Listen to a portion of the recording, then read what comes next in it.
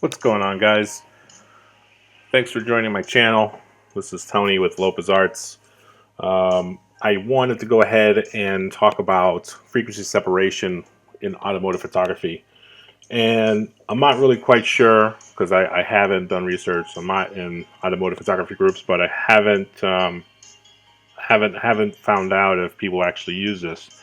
Um, Frequency separation is used a lot in high-end fashion photography to kind of like smooth out skin tones, and figured might as well try it on automotive photography. So I wanted to go ahead and use this Dodge Viper that I shot not long ago. I strobed it, so there's a lot of areas with a lot of extreme highlights, and I had to tone that down a little bit with some dodging and burning. And just for, this is just for educational purposes, so my photo is not 100% complete. I still have a lot of things I had to do here. So in those layers I'll work on later, but for the purposes of this tutorial here, I'm just kind of going to break down a little bit what frequency separation is. If you're not sure what it is, you could always kind of look at other YouTube videos and see how it's done with, skin tones, but we're mainly doing automotive here. And all it basically does, it just breaks down your photo, so you start getting smoother textures, but you don't lose quality. Okay, you don't end up losing it, making it look like it's over processed. And we'll kind of show you here. So in my photo, I'm just gonna go ahead and duplicate my original layer. Okay, and frequency separation deals with low frequency images and high frequency. Low frequency is going to end up being a Gaussian blur layer, and that's going to end up helping kind of smooth things out. The high frequency layer is going to end up being the linear light layer. Well, where you'll be able to actually start seeing the details being kept, but smoothing out textures so that you don't end up having really rough skin, really rough, I would say really rough areas. So I'll start showing you here. So I'm going to name this blur. I'll duplicate it one more time. We'll name this copy linear light, because that's going to be the blend mode when you get all this done. So on the blur layer, take it over to filter, blur, Gaussian blur, okay? And you have to remember something. The Gaussian blur, the radius is totally dependent on you. You could have it at 5, you could have it at 70, whatever it is. There's no middle. But for the purposes of this here, I'm going to keep it at 25. I kind of want to smooth out a little bit of the exterior of the vehicle to kind of make it look nice and soft. Not too soft, but just enough to kind of have a nice consistent feel across, since I ended up strobing it. So I'm going to keep it at 25. I'm going to click OK. And once I've done that, I'm going to go to the top layer here, the linear light. Okay, we have to go to image. We have to go to apply image. And what we're going to end up doing is we're going to subtract it. It was already there. So just to kind of have see where it is on the layer, okay. Usually it's merged by itself, but we're going to go down to blur, okay, because you're choosing the blur layer right here. All right, and then you're going to down to blending modes. Usually it's on normal, but for this purpose, we're going to keep it on subtract. Okay, keep opacity 100%, scale at 2, and offset at 128. Okay, you can preview it. It just kind of looks like that, and then we'll go ahead and click OK. All right. Once you have it, okay, remember the linear light, right? Change the blend mode to linear light. Done, okay? And what I like doing is I want to prep this and put it in a mask, okay? Because that's the only thing I'm going to be using right now.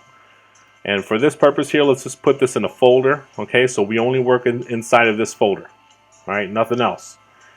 Now, if you're going to do something else like clone, or if you're going to end up kind of like removing other objects, I highly recommend you wait until you're done smoothing out the textures and the tones, and then you can end up doing that. Because what you're going to do is you're going to screw everything up, and you're going to end up getting blotchy areas here and there. And if you end up bringing this back into Lightroom, and let's say for example you want to add a little bit of clarity or something like that, you're going to start seeing some really nasty sharp edges.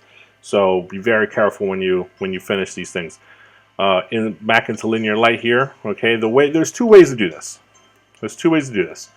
One of the ways is you could always use You could always end up using the lasso tool, which I like. Okay, the feathering. I think for these vehicles, it's always between 5 and say, I don't know. You could do like 20 pixels or something like that. But I think I'm gonna go ahead and try maybe. I'll say for this maybe 15, right? And what I'm gonna end up doing is I'm just gonna go into one area like this right here. Okay, I'm just gonna lasso. That doesn't matter. This is just for example purposes, and I'm just gonna delete it. Okay. Oh, sorry. My mask is inverse. There we go. Now I fixed it, and I'm just gonna remove it. And there you see. Now my texture is much smoother. You could see the difference between this and this.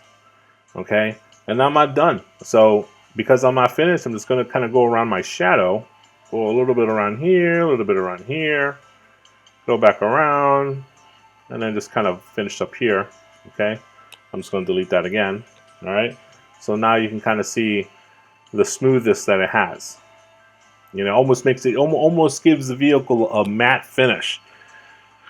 And we can see the difference of before and after. Now, if you don't want to necessarily use the lasso tool, which is totally fine, sometimes you want to have a little bit more control, you could always use the brush tool.